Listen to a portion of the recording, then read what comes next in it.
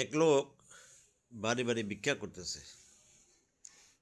তো একজন এসে বলল, তুমি নবীজি সাল্লাল্লাহু আলাইহি সাল্লামের নামে 1000 বার দুরূদ শরীফ পড়ো, তোমার সমস্যার সমাধান হয়ে যাবে।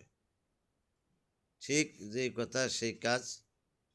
লোকটা 1000 বার দুরূদ শরীফ পড়িয়া রাতে যখন শুইছে, আল্লাহর নবী তাকে স্বপ্নে আসিয়া বলতেছে, তুমি বাচ্চা হামিদের কাছে যাও, গেলে তোমাকে উনি উপযুক্ত সাহায্য করবে।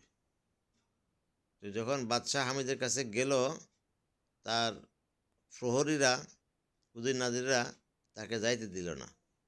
তখন ওই ফকির বলতেছে, তুমি বাচ্চাকে গিয়ে বলো, আল্লাহ নবী সাল্লাল্লাহু আলাইহি সাল্লাম তোমার কাছে এক ভিক্ষুক পাঠাইছে, ওনাকে সহযোগিতা করো। তো বাদশাহ ছিল আবার আশেকে রসুল। বাদশাহ বলল, নবীজিকে আমার কাছে পাঠাইছে, এটা প্রমাণ কি? তো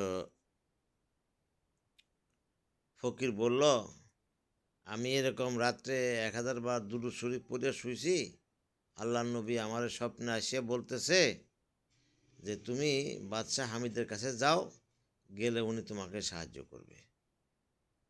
তো এইটা কিভাবে হইলো? বলে, আপনি সব সময় 1000 বার দুরূদ শরীফ পড়িয়া ঘুমান,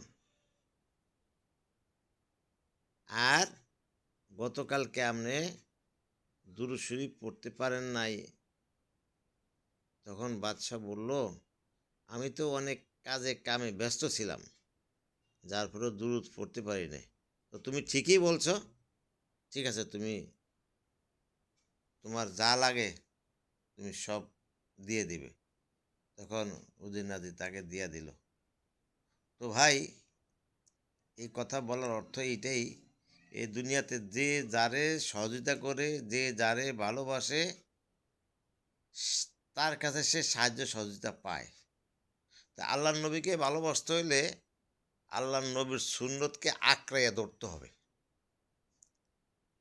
যদি ধরতে পারি, আমার কোনো সমস্যা থাকবে না, সব সমাধান হয়ে যাবে। যেমন রাস্তা দিয়ে হাঁটতে, ডানে দিয়ে হাঁটবেন, কোনো কিছু পড়িয়া গেলে রাস্তার থেকে বাইরে সরিয়ে দিবেন যাতে কারো কষ্ট না হয়।